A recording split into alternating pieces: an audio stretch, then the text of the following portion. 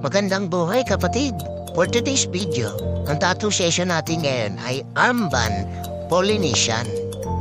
Siyempre, use art taking tayo by Sir Bong Arquines.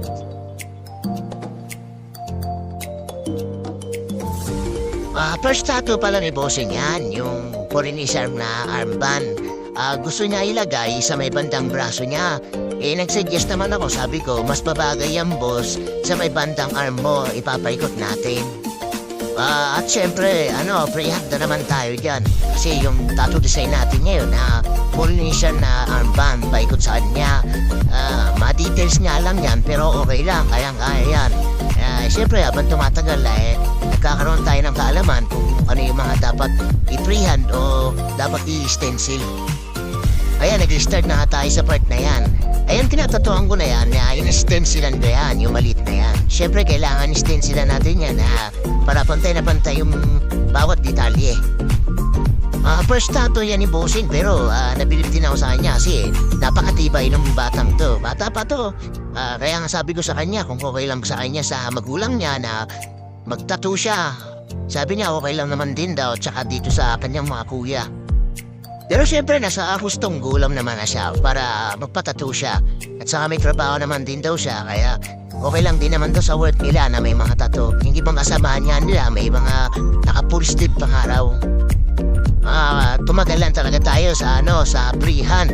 Kasi siyempre, gusto natin na pantay yung bawat details natin sa kanya. Siyempre, gusto ko naman na bago matapos yung tattoo na to, magustuhan niya kasi first tattoo niya yan.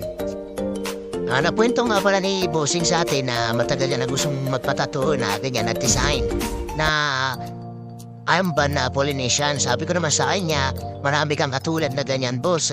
Sabi niya naman din na okay lang kasi yan ang gusto niya. Siyempre, gusto ng kliyente yun, kaya wala tayong magagawa. Ang datuin na lang natin na ipagandahin natin yung tattoo niya at magustuhan niya. At syempre, sa mga gusto magpatattoo guys, i-message nyo lang ako sa aking Facebook, Tattoo Inc. JR. Para may singit natin, malagay natin sa schedule natin. Kaya nagpapasalamat ako, maraming salamat talaga. May mga nagpapatattoo sa atin. At syempre, habang tumatagal, nag-i-improve din tayo sa pagtatattoo. Sa mga nagre-recommend, thank you talaga guys sa inyo. At ayan na nga, nagbula-bula na tayo. Ibig sabihin, tapos na yung kanyang armband na Polynesian. At papalo na lang ako guys sa Facebook, tsaka sa Facebook page ko. And TikTok guys, papalo na lang, Tattoo Inc. JR, search nyo lang. And sa YouTube channel ko, Tattoo Inc. JR lang din, pa-subscribe na lang. At ayan na nga yung outcome na tattoo natin. Siyempre, nakasatisfied naman si Bossing. At naganda naman din sa tinattoo natin. Kaya kay boss, thank you. Sa inyo rin guys, maraming salamat.